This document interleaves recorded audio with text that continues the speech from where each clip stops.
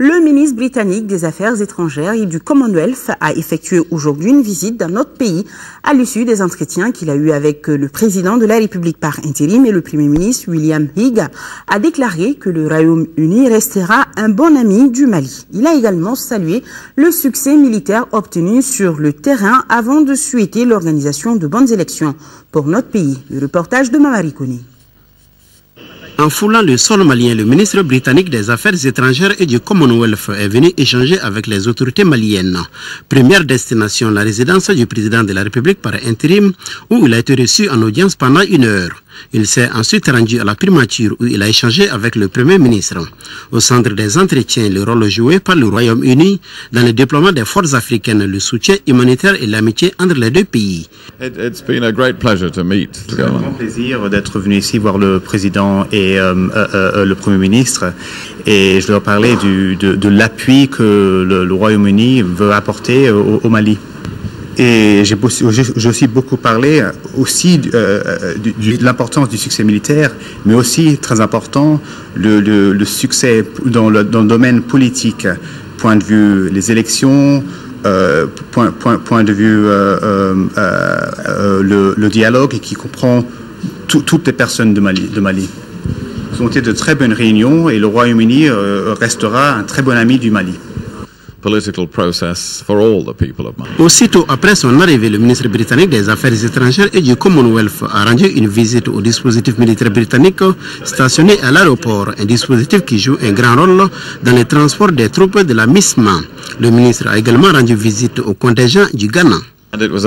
Plaisir aussi de voir les troupes et les ingénieurs du Ghana. C'est un très bon exemple du soutien que le Mali peut avoir des autres pays de la région. Lors de son séjour dans notre pays, le ministre britannique des Affaires étrangères et du Commonwealth s'est rendu au centre culturel Thomas et au quartier général de la MISMA.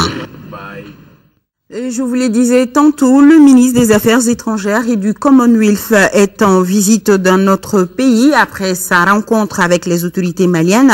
Il s'est rendu au quartier général de la MISMA. William Hague a rencontré sur place les responsables de la MISMA ainsi que ceux de la mission de formation de l'Union européenne.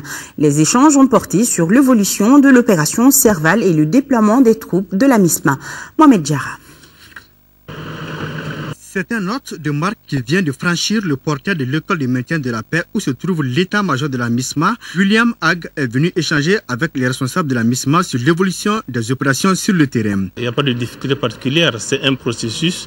Les différents pays ont promis d'envoyer des troupes et ces troupes sont en train d'être déployées. En termes de soutien, le ministre a pris en compte les différents points que nous avons évoqués. 200 militaires britanniques seront aussi au Mali pour la formation de l'armée malienne. Certains d'entre eux ont aussi eu une séance de travail avec le diplomate britannique.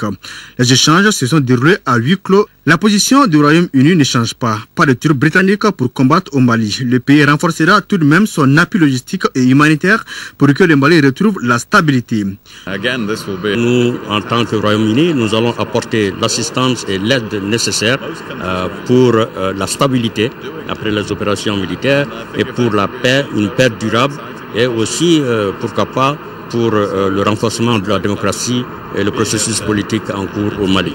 Un engagement de taille qui rassure le ministre des Affaires étrangères et de la coopération internationale. Il y a l'appui logistique de la Grande-Bretagne. Vous savez que pour le transport même des troupes, la Grande-Bretagne a donné un C-17. La Grande-Bretagne a contribué pour, je crois, 3 millions d'euros au Trust Fund pour AFISMA. Donc il y a beaucoup d'autres choses qui vont venir. Vous savez que la lutte contre le terrorisme, c'est un long processus. Et il y a besoin d'une coopération sur le plan de la sécurité, aussi d'une coopération très certainement pour le développement. Cette visite de quelques heures du ministre des Affaires étrangères de Grande-Bretagne aura donné un coup d'accélérateur à la coopération bilatérale entre les deux pays. Et toujours avec le ministre des Affaires étrangères de Grande-Bretagne qui a visité le centre culturel Thomas à Torokorobougou, une visite qui lui a permis de s'imprégner de la diversité culturelle du Mali. Le visiteur a surtout été impressionné par les produits artisanaux du Nord, nous dit Mohamed Diarra. La crise sociopolitique qui a secoué le Mali a fragilisé l'activité économique. Aucun secteur n'a été épargné. le secteur de l'artisanat est tombé dans la morosité. Il suffit de faire un tour au centre culturel Thomas pour s'en rendre compte. Ce fut le cas pour le ministre des Affaires étrangères de Grande-Bretagne qui est venu encourager les promoteurs du centre et leur apporter le soutien de son pays.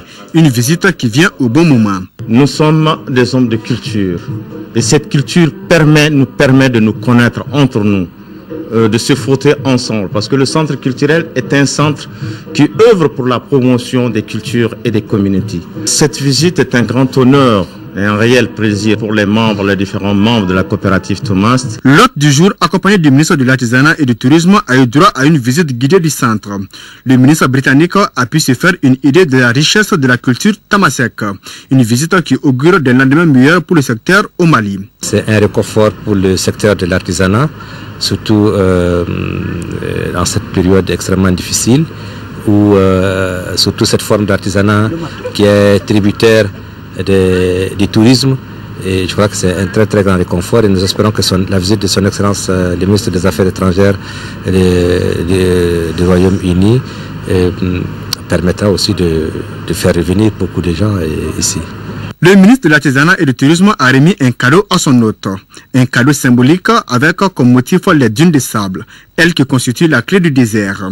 Le groupe Amanab de Kidal a exhibé une autre facette de la culture du Nord. Le visiteur très impressionné n'a pas voulu s'exprimer comme pour dire que les acteurs font mieux parler que les mots.